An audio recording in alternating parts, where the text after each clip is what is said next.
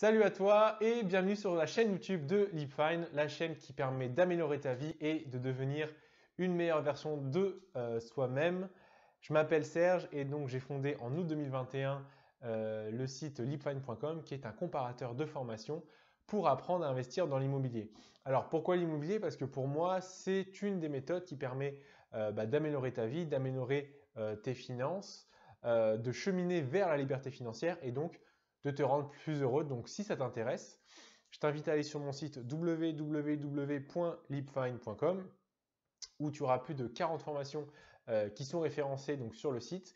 Et sinon, tu peux aller sur mon Instagram, donc libfine.fr, en cliquant donc, sur la bio et tu auras accès à de nombreuses formations gratuites si tu veux apprendre à découvrir cette méthode et te former gratuitement.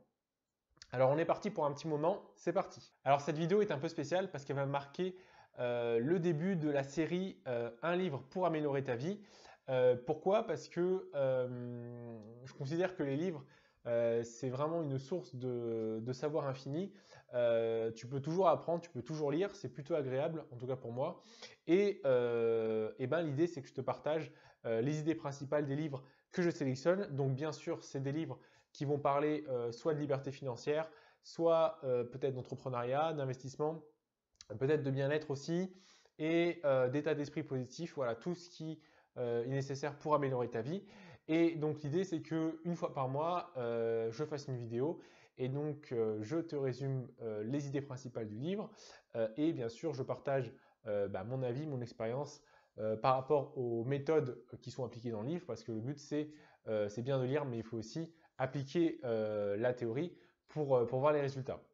Donc, ce premier épisode, il est porté sur le livre qui s'appelle donc Gérer son temps autrement de Paul Lumans, qui s'intitule Moine Zen, enfin il se dit Moine Zen, donc manuel pour surfer sur le temps et profiter de chaque instant.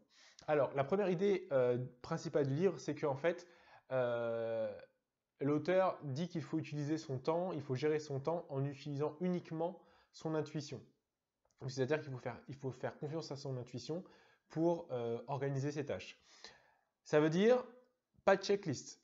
Donc les checklists, c'est quoi? Pour ceux qui ne savent pas, c'est des listes que tu fais et tu énumères toutes les tâches que tu dois faire et tu coches dès que tu as fait une tâche.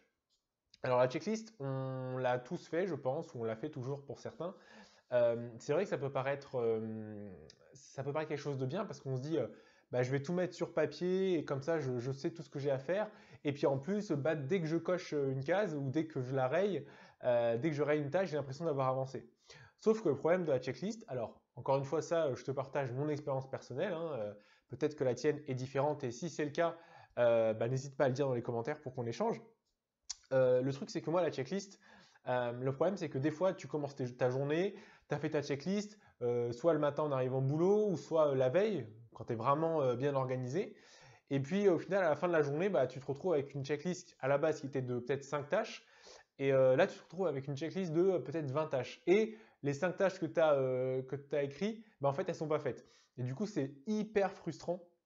Donc au final, ce que tu vas faire, c'est que le lendemain, tu vas faire une autre checklist pour faire d'autres tâches qu'on va peut-être te rajouter. Parce que oui, les tâches, peut-être que tu ne décides pas des tâches que tu fais, c'est peut-être ton patron qui te donne les tâches à faire. Donc les tâches, tu ne peux pas savoir à l'avance ce que tu as à faire. Donc au final, tu vas avoir plein de checklists dans tous les sens et tu vas avoir l'impression d'être submergé. Donc moi, je déconseille les checklists. Néanmoins, l'auteur, il dit que les checklists peuvent être, utiles quand tu es vraiment surchargé. Mais bon, la question c'est pourquoi tu es vraiment surchargé. Bon ça, il faut y réfléchir. Ensuite, il parle quand même de l'utilisation de l'agenda parce qu'il ne faut pas être fou. L'agenda c'est quand même hyper important. Je pense que vous avez tous, on a tous un agenda. Il dit qu'il faut noter donc tes rendez-vous sur les agendas et les échéances les plus importantes sur lesquelles tu t'es engagé. Mais rien d'autre, pas la peine de marquer des tâches pas importantes, vraiment les rendez-vous et et donc les deadlines, enfin les échéances les plus importantes, et c'est tout. Et surtout, il dit que pas besoin de les regarder à chaque fois. Il faut la regarder, je crois qu'il dit 1 à 2 fois par semaine, mais c'est tout. et normalement, c'est ton intuition qui va faire le boulot. Et c'est ton intuition aussi qui va te permettre d'organiser toutes les autres tâches. Donc ça, c'était la première idée du livre qui paraît un peu folle parce que bon, je veux dire, avec toutes les tâches, toutes les informations qu'on a dans la journée, ça paraît compliqué de se fier uniquement à son intuition. La deuxième idée que l'auteur avance, c'est que pour que ça marche, il faut réunir certaines conditions. Et ces conditions, en fait, permettent d'avoir justement, de faire fonctionner l'intuition. Et pour faire fonctionner l'intuition, il faut que ton esprit soit libre, donc soit libéré de tout et soit libre. La première chose que l'auteur dit, c'est qu'il faut avoir un environnement de travail ou du moins un bureau propre, rangé.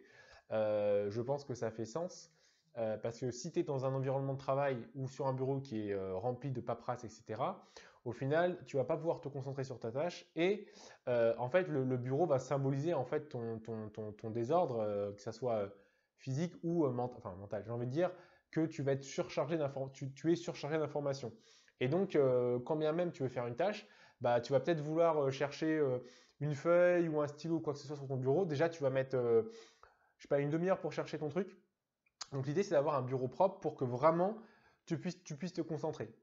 Éventuellement, sur le bureau, tu peux rajouter une photo ou une petite plante, voilà, quelque chose que tu aimes bien, mais fais en sorte que ton bureau soit le plus épuré possible. Ensuite, la deuxième condition pour avoir un esprit libre, selon l'auteur, c'est de faire ce qu'on appelle des blancs. Alors, il appelle un blanc tout simplement le fait de faire une pause, soit donc quand tu as réalisé une tâche, quand tu as achevé une tâche, ou pendant une tâche.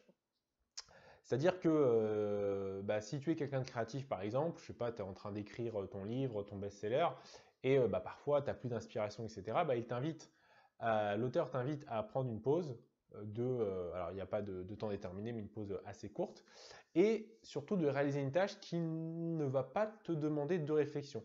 Par exemple, il prend comme exemple de faire la vaisselle, de faire le repassage, de passer le balai. Voilà des tâches un peu basiques, j'ai envie de dire, mais en fait qui vont permettre justement à ton esprit de faire une pause, de ne plus penser à la tâche que tu es en train de faire et donc de se libérer. Ce qui va faire que quand tu vas revenir sur ta tâche, comme ton esprit sera libre et comme un peu ton stress, etc., sera un peu dissipé, tu en seras davantage efficace. Donc, c'est important de faire des blancs. Et si tu fais un blanc à la fin d'une tâche, ce que je conseille aussi, parce que bon, tu as dû le constater dans ton expérience personnelle, quand tu fais une tâche, je sais pas moi, je sais pas, on va dire, tu fais un mail par exemple, et puis après tu enchaînes une réunion, c'est quand même bien de prendre le temps dans sa tête de terminer la tâche et de se préparer pour la prochaine tâche pour vraiment être en pleine possession de tes moyens, avoir toutes les ressources nécessaires. Le fait de faire une pause, le fait de faire un blanc après une tâche, va permettre aussi peut-être donc de mieux appréhender la tâche suivante, mais aussi peut-être d'avoir l'esprit libre pour se dire ah oui, voilà ce que j'ai fait de bien dans la tâche précédente, voilà peut-être ce que je pourrais rajouter pour une prochaine fois. Voilà, ça permet de vraiment libérer ton esprit. Ensuite, l'auteur, Paul Luhmann, il parle du smartphone. Alors, le smartphone, c'est vrai que c'est un objet du quotidien qu'on utilise en fait, parfois comme un peu bouche-trou comme activité. C'est-à-dire que au lieu de faire un blanc, donc parfois quand on s'ennuie, on va prendre notre smartphone et on va juste en fait scroller sur Facebook, Insta, on va scroller nos applications, enfin on va rien faire de spécial et on va un peu occuper notre temps. C'est vrai que je pense, moi ça m'arrive de le faire et c'est pas bien, donc il faut pas le faire, mais je le fais de moins en moins, hein. C'est le fait par exemple de prendre ton téléphone, tu es aux toilettes, tu prends ton téléphone, tu es en train de manger tout seul, tu prends ton téléphone, tu regardes la télé, tu prends ton téléphone, tu es même avec tes amis, etc., tu es avec ton téléphone. Donc déjà de 1, c'est dommage parce que tu te coupes un peu de l'activité du moment présent. Et puis en fait, ça va devenir quelque chose d'un peu mécanique et en fait, tu vas perdre du temps. Donc, ce qu'il conseille pour gérer son smartphone, c'est vraiment de considérer le téléphone comme une activité à part entière. C'est-à-dire que quand tu prends ton téléphone, tu te dis, OK, je prends mon téléphone pour, je ne sais pas, regarder mes messages, pour regarder mes mails, pour jouer à un jeu, mais tu ne prends pas ton téléphone juste comme ça pour avoir un truc dans la main. Parce que sinon, tu risques de perdre du temps et ça va faire que, comme tu le prends dans des moments de pause, en fait, ton esprit ne va pas se reposer. Ton esprit ne va pas se reposer, tu vas être concentré sur d'autres choses, et du coup, ton intuition ne pourra pas s'exprimer clairement. Enfin, par rapport aux emails, l'auteur nous fait quelques recommandations également, et il nous dit de, pareil, choisir les moments où on traite nos emails. C'est-à-dire que, pareil, expérience personnelle, mais je pense que toi aussi ça t'est arrivé, des fois tu arrives au bureau, tu dis bon, j'ouvre ma boîte mail, je vais me laisser un peu guider par les emails, mais au final, tu te rends compte qu'il y a, je sais pas, 20, 30, enfin peut-être plus, enfin il y a beaucoup de mails, et tu vas passer ta journée en fait à traiter les emails dans l'ordre, même dans l'ordre chronologique ou dans l'ordre de priorité, hein. Tu vas commencer par le mail de ton chef, puis tu finiras par le mail de tes subordonnés, hein, ou l'inverse, peu importe.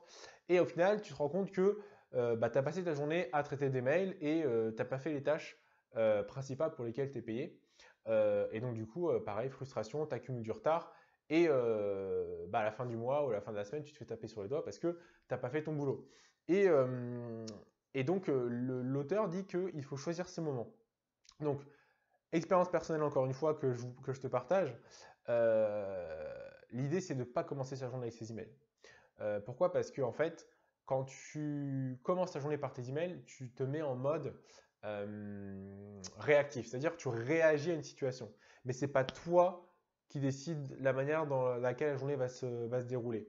Moi, je conseille, alors ça fera peut-être l'objet d'une autre vidéo, mais c'est pas grave, j'en ferai plusieurs. Je te conseille en fait, quand tu arrives au boulot par exemple, ou même si tu es indépendant quand tu commences ta journée, de faire ta tâche soit la plus importante, donc celle qui est essentielle à ton travail, soit la tâche qui est peut-être la plus embêtante pour rester poli. Parce que comme ça au moins, si jamais dans le reste de la journée, il y a des imprévus, parce qu'il y a toujours des imprévus, ou s'il y a, voilà, il y a une urgence ou quelque chose, au moins tu auras fait une tâche importante ou la tâche la plus embêtante. Et du coup, en fin de journée, tu auras peut-être la force encore de faire le reste. Alors que si tu commences par des tâches pas importantes, comme des fois répondre à des emails qui ne sont pas urgents ou pas importants, le reste de la journée, tu n'auras peut-être pas la foi, tu n'auras peut-être pas l'énergie nécessaire pour faire les autres tâches. Donc commence toujours ta journée par la tâche la plus importante ou la tâche la plus embêtante. Voilà. Et donc peut-être qu'il faut regarder tes emails. Je ne sais pas, je dirais, alors j'ai pas d'heure, mais peut-être que tu as fait tes tâches les plus importantes, donc peut-être avant la pause déjeuner, tu regardes tes mails, et puis peut-être, je ne sais pas, en milieu de journée. Mais tu choisis deux moments, et aussi n'hésite pas, ça aussi c'est une expérience personnelle et quelque chose que j'ai appliqué et qui marche, à dire aux gens avec qui tu travailles que tu regardes tes mails uniquement de telle heure à telle heure. Parce que je rappelle juste que les emails, la base, enfin, pourquoi on a créé des emails, c'est justement, enfin, pourquoi on a créé. En tout cas, l'intérêt des emails, c'est que, en fait, tu as le droit de ne pas y répondre tout de suite. C'est que tu le vois et tu y réponds tout de suite. C'est pas comme t'es pas en face à face avec une personne. Quand quelqu'un te parle, tu vas pas attendre, dire attends, moi je réponds que à partir de 15 heures et tu vas pas attendre 15 heures pour répondre. Sauf que pour un email, tu peux le faire. Et en général, les gens disent toujours ouais c'est urgent, c'est important, etc. Mais en fait rien du tout, c'est pas urgent, c'est pas important. Enfin, en tout cas, c'est pas urgent surtout. Donc tu peux te permettre de répondre 1 heure ou 2 heures après. Et encore, il y a des gens qui mettent une semaine à répondre à des emails. Donc encore une fois, de toute façon, si vraiment les personnes sont vraiment pressées, etc., les gens ils vont t'appeler ou alors ils vont venir à ton bureau s'ils ont la possibilité. Donc encore une fois, regarde tes emails uniquement 2 à 3 fois par jour et choisis les moments où tu regardes tes emails, mais ne laisse pas tes emails dicter ta journée. Enfin, la troisième idée principale du livre, c'est plusieurs idées imbriquées qui vont consister à la gestion de certaines tâches, certains types de tâches. Déjà, ce que l'auteur dit, c'est que il faut faire du monotâche. Alors, je sais que peut-être toi-même tu n'es pas dans ce cas-là, mais je t'invite vraiment à faire du monotâche.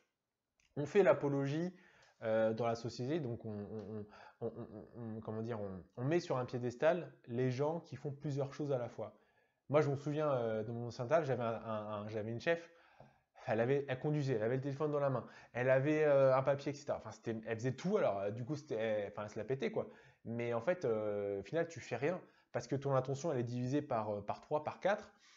Du coup, tu n'es pas présent et tu vas mettre plus de temps à faire une simple tâche. Tu vas la faire en beaucoup plus de temps et tu vas probablement faire des erreurs. Et même vis-à-vis du regard des autres, enfin vis-à-vis des autres tout simplement. Quand quelqu'un vient te voir et te parler et que tu es sur ton email en train de répondre et puis la personne elle parle et tu fais ouais, ouais, ouais, ouais, ouais, ouais. Enfin déjà, je trouve pas ça respectueux du tout et je suis sûr que si on te le fait, ça te plairait pas. Donc l'idée, c'est de faire une seule tâche à la fois, d'être concentré sur cette tâche, ce qui va permettre à ton esprit, encore une fois, d'être vraiment concentré et tu seras plus efficace. Le monotâche, ça n'existe pas. Et c'est pas le seul auteur à le dire. Il y a plein d'entrepreneurs, etc., qui prônent vraiment le monotâche. Et encore une fois, pour l'avoir testé personnellement, peux te promettre que le monotâche, ça marche d'un feu de Dieu. Parce que le problème du multitâche aussi, c'est que parfois tu vas tout commencer. Donc tu vas commencer plein de choses, etc. Ouais, je peux tout faire à la fois, mais tu vas rien finir. Et c'est tellement frustrant parce qu'au final, ce qui compte, c'est le résultat. Donc au final, ce qu'on va voir, c'est que tu n'as rien fait. Et tu auras beau dire, ouais, mais j'ai commencé par ça, etc. Si tu n'as rien fait, tu n'as rien fait. Donc au final, en termes de productivité, c'est pas top. Donc faire une monotâche, faire une seule tâche, pardon, et aller jusqu'au bout. Alors, je sais ce que tu vas me dire. Tu vas me dire, ouais, c'est bien de faire la monotâche et tout, mais dans mon travail, dans mon quotidien, moi, je suis souvent interrompu. Alors, eh ben, ça tombe bien parce que l'auteur parle de la gestion des interruptions et c'est-à-dire comment réagir quand on est interrompu. Alors, la tendance qu'on a tous à faire quand on est interrompu, c'est ce que j'ai mis tout à l'heure, c'est se dire, en gros, la personne, tu m'embêtes et moi, je continue mon activité, mais je t'écoute d'une oreille, quoi. Donc en fait, on est encore une fois dans le multitâche puisqu'on va continuer notre tâche actuelle et on va en même temps prêter attention à demi mot, à demi cerveau à l'autre. Sauf qu'encore une fois, le problème c'est que l'interruption va être vécue comme une gêne. Du coup, en fait, on va pas être serein sur notre activité et non plus on va pas être présent totalement pour l'autre personne. Donc, ce que préconise l'auteur, je pense que tu l'as compris, c'est d'arrêter ton activité. D'accord? Tu es sur ton email, tu as une personne qui vient te voir, tu arrêtes ton activité, tu mets pause, enfin tu arrêtes quoi, et tu prêtes attention à 100% à l'interruption, que ce soit une personne, un coup de fil, etc. Voilà, pour pas que ça soit vécu comme une gêne. Ok? Donc vraiment prêter une attention à 100% et écouter la personne ce qu'elle a à te dire. Et ensuite, à toi de décider si tu changes de tâche ou si tu reviens. Mais au moins, tu auras prêté attention et tu n'auras pas peur d'avoir fait une erreur et tu n'auras pas vexé ton collègue là, qui est venu te demander un service. Donc vraiment, prêter une pleine attention aux choses.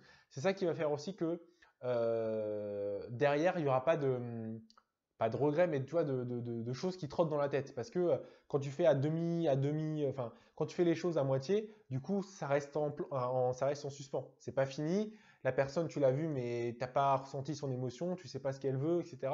Donc, vraiment, arrête ton activité et prête attention à ton interruption, que ce soit une personne ou une autre tâche. Donc, je disais tout à l'heure que l'auteur parlait de relation à certaines tâches. Donc, on a parlé de monotâches, on a parlé des interruptions, mais il y a aussi certaines tâches qui ne sont pas liées au travail, mais c'est des tâches un peu ingrates. Alors, pour certains, que sont le ménage ou voilà, la vaisselle, etc. Alors, pour ça, ce qu'il propose l'auteur, c'est que tout simplement, il faut que tu te visualises, donc que tu t'imagines en train une fois les tâches terminées. C'est-à-dire, par exemple, tu as ta pile de linge voilà, haute comme ça, et tu t'imagines que tu as fini ton linge, que c'est plié, c'est rangé, etc. Et donc, ça va te permettre de vivre plus facilement la réalisation de cette tâche. Et aussi, comme j'ai dit tout à l'heure, ça peut être faire une tâche ingrate, ça peut être aussi un moment pour faire un blanc, donc permettre de recharger un peu les batteries. En plus des tâches ingrates, il y a les tâches que l'auteur appelle des rats rongeants ou les programmes d'arrière-plan. Alors, en fait, les rats rongeants, les programmes d'arrière-plan, c'est des tâches en fait que tu as toujours repoussées. Des tâches qui sont souvent embêtantes à faire et que tu repousses, que la flemme ou pas envie. Et au final, le problème, c'est qu'à un moment donné, entre guillemets, ces tâches vont se retourner contre toi parce que je ne sais pas si c'est, je sais pas, par exemple, faire une déclaration d'impôt à un moment donné. Tu as le fisc qui va venir et puis qui va dire bon monsieur ou madame vous n'avez pas déclaré vos impôts, vous risquez d'avoir des soucis. Enfin, je sais pas, je l'ai jamais fait, mais je pense que si tu déclares pas tes impôts ou si tu fais pas, je sais pas, tu payes pas tes factures, on est d'accord que tu as des petits soucis. Donc, plutôt que de repousser les tâches et de les ignorer, l'auteur, il te dit de, justement, encore une fois, créer une relation avec ces tâches, c'est-à-dire vraiment d'y faire face. Bon, c'est comme la peur, hein, ce qu'on dit, la meilleure façon d'affronter une peur, c'est d'y faire face. Plus facile à dire qu'à faire. Alors, il te demande de te poser quelques questions. La première question qu'il demande de te poser, c'est qu'est-ce que je sais déjà et par quoi je peux commencer? En effet, sur certaines tâches, il y a toujours quelque chose que tu peux faire, que tu peux commencer à faire. Et du coup, le fait de faire une première action, ça va te mettre le pied à l'étrier. Par exemple, on reprend l'exemple des impôts, hein, voilà.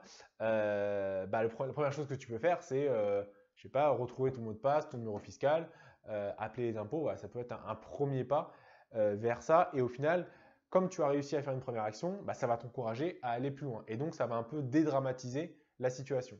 La deuxième question que tu peux te poser aussi, c'est quel savoir te manque-t-il?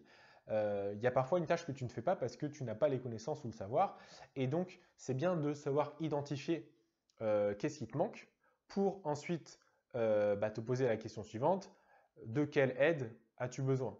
Voilà, tu sais qu'il te manque, je ne sais pas, tu veux déclarer tes revenus, je ne sais pas, il te manque telle ou telle info sur tes revenus, et ben tu sais que peut-être que tu vas devoir aller voir ton employeur, bien que maintenant ça se fait tout seul plus ou moins, et bon, tu m'as compris.